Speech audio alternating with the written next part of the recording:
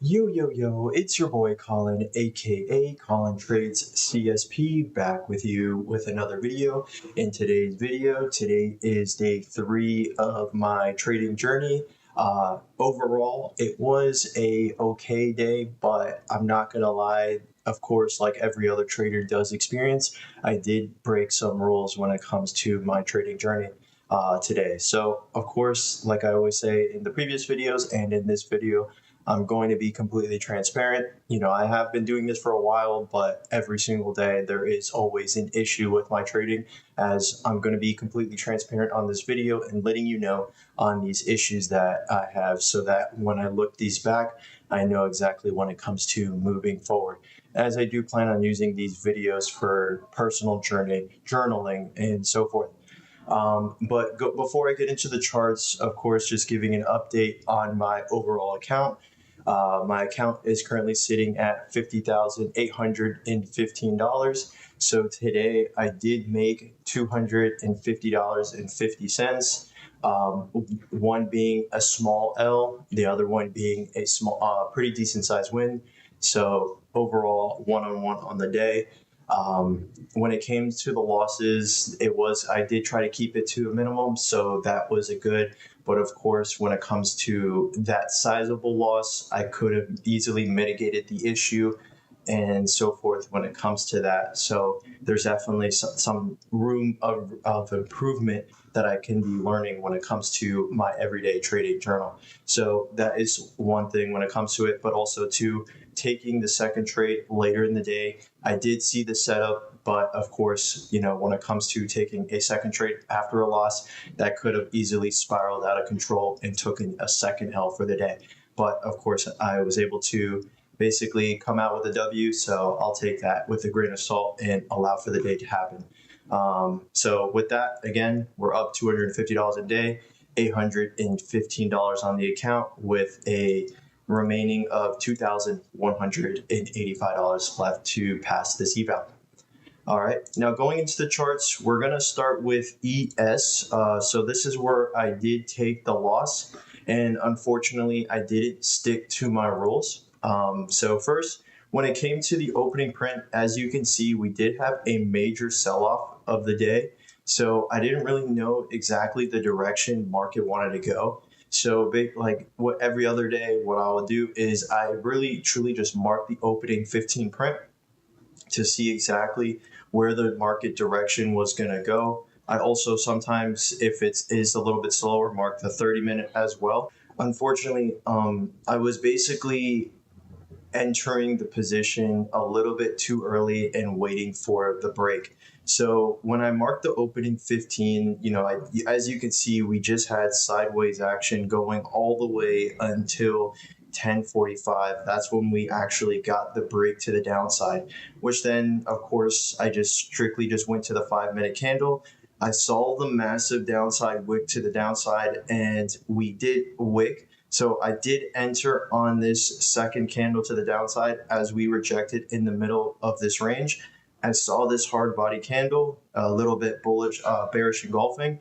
I saw this, I took the short, and then I just basically continued to the downside, riding this EMA cloud to the downside.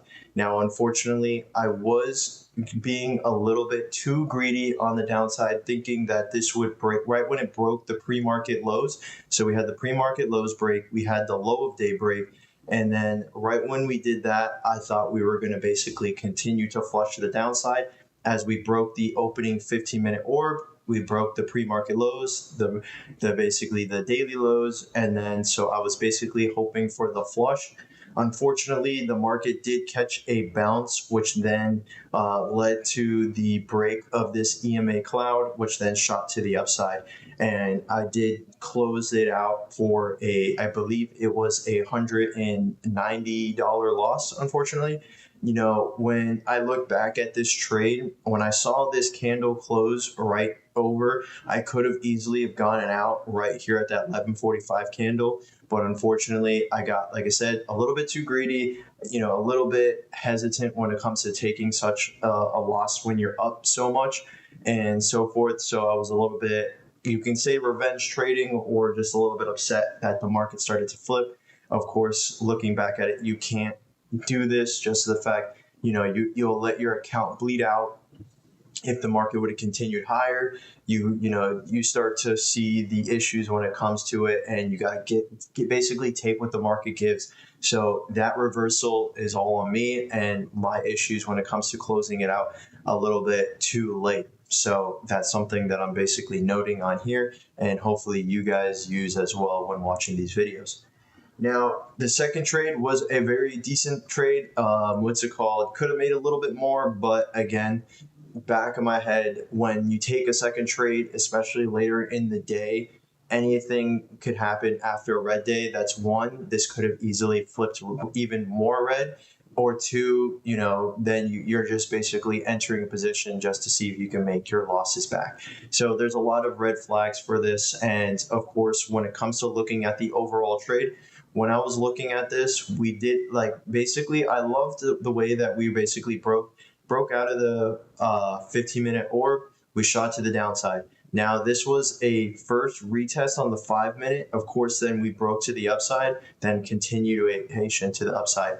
Right when I saw this massive rejection off of this basically short resistance, this the basically as support, right when I saw that, I was like, okay, this looks like it could reverse. So then right when I saw this basically a few point down to the outside, I saw this wick retest this. I was like, I'm going to take a stab short here, which stops right over this. As you can see, resistance was support and also was support here. So I'll take a stab at this. If we did break above this, then I'll get my stops out. But if I basically kept my stops right here, right when we started to basically go for a short, we had a nice push to the downside, which then the next candle, we had a little step in and then a nice flush to the downside, allowing me to secure roughly around $400 in gains, allowing me to be positive on the day. So it was a decent trade. I'm still in the learning process when it comes to using TradingView, when it comes to these prop firms. So I'm still learning on how to set up stop losses and take profits and stuff like that, or even setting up a break-even trade. So I'm still new to that as of right now. I'm just basically trying to hit the buy and sell button and then closing it out when I can. But that is basically when it comes to the overall trade. When you start to look at it, it would have been a nice 90-point win if we would have continued to ride it to the downside. But again, going off the first loss, psychologically, I was just basically trying to aim for the next pop or next drop, you can say, secure that little $400 to $500 and then move on. There's always another trading day. So just making sure that you survive every single day, getting better as you become a profitable trader. That's what I tell myself, and just basically learn from your mistakes and move on. So that is it when it came to the trading day. There's another trading day tomorrow. So I'll see you guys tomorrow in the next one. Peace.